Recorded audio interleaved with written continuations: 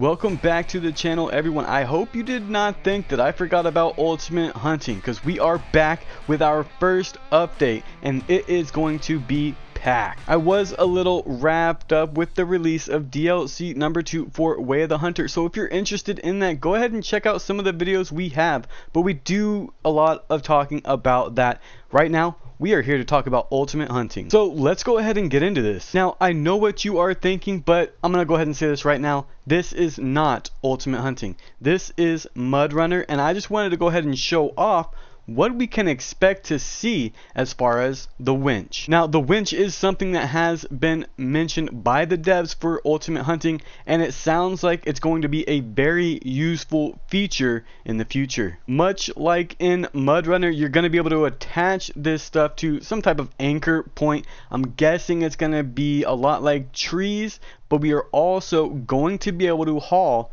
animals. I can see this being a really cool feature as well, because when an animal is actually down in like some water, or maybe even down into a canyon where we can't get, it would be nice to be able to use a winch to haul them out, and maybe even get our truck out if it's being stuck by all these weather elements that have been mentioned. We will touch more on this as we learn more, but from what I have heard, it sounds like we're going to have temporary need zones based on rain and where it actually puddles up. Animals will be drawn to those areas for a temporary time. I think that's a really cool feature to involve in a hunting game, and you definitely haven't seen it before. Or I mean, at least I haven't, so it's gonna be new for me. And sticking with that sort of environmental interaction, we are going to be getting a plant atlas for ultimate hunting. And what I mean by this is that there's going to be plants that are actually spawned on the map randomly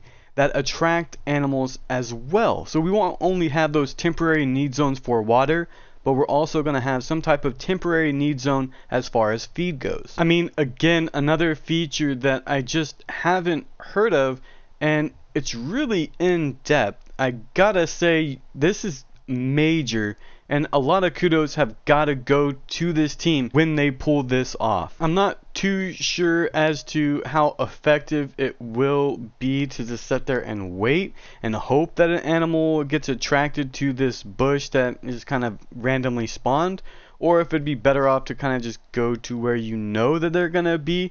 But it adds a different type of element to your hunt, and maybe something that you can find useful depending on the species you are after. We also got some beautiful images released to us in the Discord, and it really shows off the vehicle that we're going to be able to use quite a bit. And I mean, it's just one of them, but it looks like it is the California vehicle, which is going to be a pickup truck. I'm not too sure if the vehicles will be interchangeable based on the map, but it seems like they are kind of sticking to a Jeep style for Africa and then a truck style for California.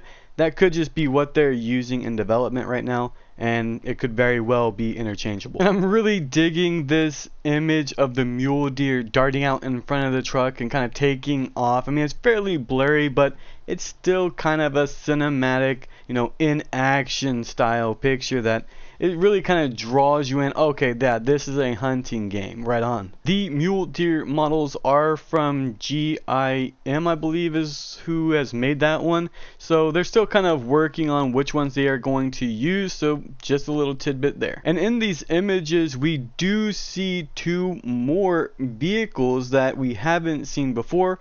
We have a camper, which is more like an RV, I would say, probably used by an NPC of some sort. And then we have gotten a confirmed detail now that Pete is an NPC on the North America map, and he is a pilot. So he's the one that's going to be flying that plane we see up in the air. It wasn't really said what he is doing up there, but I would think he's probably monitoring the property and just monitoring what's going on as far as the game. And then in this image here, I'm not really sure if we are seeing the North American crow, but I figured I'd just point that out because, hey, it's in here, and this is just a beautiful image. For our last image, we do have two bags laying on the ground, and it hasn't exactly been clarified as to what these are, but it sounds like they could be more capacity for storing things like tents or ammo or extra guns. So it's just a way to increase our carrying capacity, and there will be some type of availability on the vehicle to increase your storage capacity there. I was really shocked when I seen this little bit of info come out, and I'm really glad the devs are just kind of trickling it out to us a little bit. They did admit that they had a little bit of an issue with the random antler generator on the Facebook. Basically, they just said that they didn't have enough in there to actually generate a good sample of antlers. So just keep that in mind if you see that image. It's really just a proof of concept for what they are trying to do. Now, I do want to go ahead and let you know there is not a release day. There will not be a release this year.